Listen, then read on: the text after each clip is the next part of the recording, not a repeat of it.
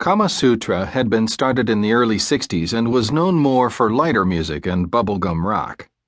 The Ohio Express with Yummy Yummy Yummy and the 1910 Fruit Gum Company with Indian Giver were typical of that category.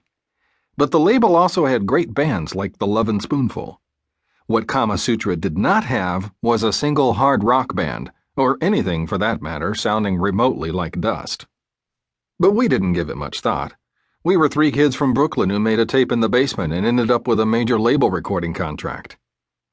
Our advance was small by record industry standards, but big by the standards of three guys looking to buy equipment on 48th Street they had been drooling over for years.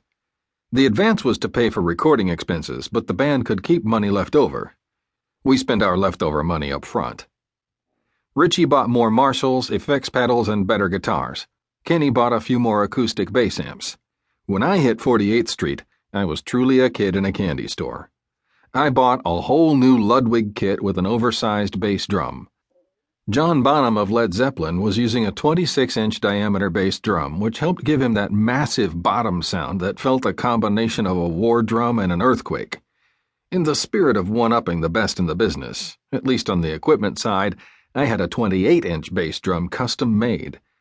To go with it, I bought two 20 by 18-inch floor toms, a 15 by 15-inch rack tom, and a small arsenal of Peisty crash cymbals and hi-hats. I was ready to roll with the best of them. But my grandparents' house would probably be declared a disaster area. We also got to hire our own roadies and technicians. These were friends from the neighborhood who had helped us move gear for free, set up for shows, and break down. It was a thankless job, and now we got to say thank you. J.R. Smalling was the guitar tech for both Richie and Kenny. He could straighten out the neck and get the string action perfect like he was born to do it. My drum tech was Max Blatt. Most people don't realize that a drum set has to be tuned like any other instrument, except with drums, it's a lot harder. All the pieces in the kit have to sound good together. We started recording our first album in September 1970 in Bell Sound Studios at 237 West 54th Street in Manhattan.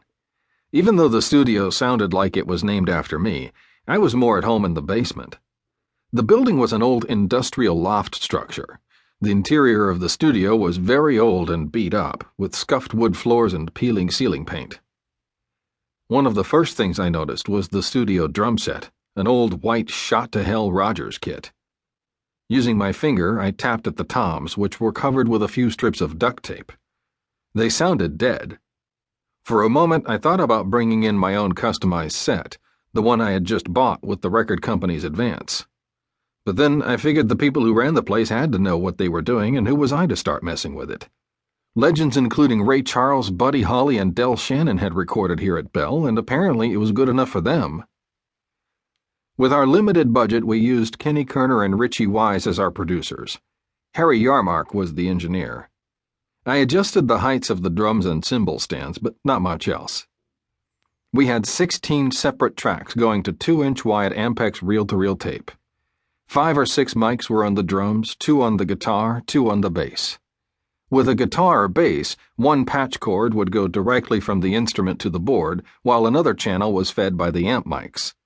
That way, the engineer could work with a clean signal plus a signal with a lot of overdrive and live feel. The balance between the two got worked out during the mixdown.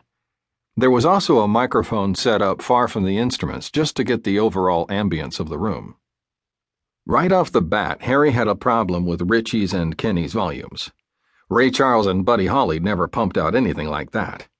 Of course, I was used to going part deaf for an hour here and a day there, but Harry looked shell-shocked. He told us we had to turn it down. We weren't used to that, not in a club, not in the basement, and not even in the old apartment on Ditmas Avenue. We have to play loud, Richie explained. We're a hard rock band. Harry told us that we could push the volume later when we mixed the tracks, but that we couldn't have so much distortion on the original signal. The microphones just couldn't handle it, and we wouldn't be able to work with it later. There was some bickering back and forth, and we finally settled on a volume that was too soft for us and too loud for Harry. Things rolled along better once we actually started recording. All the rehearsing paid dividends. Given the 16 tracks, we could have afforded to make mistakes, but we didn't make many.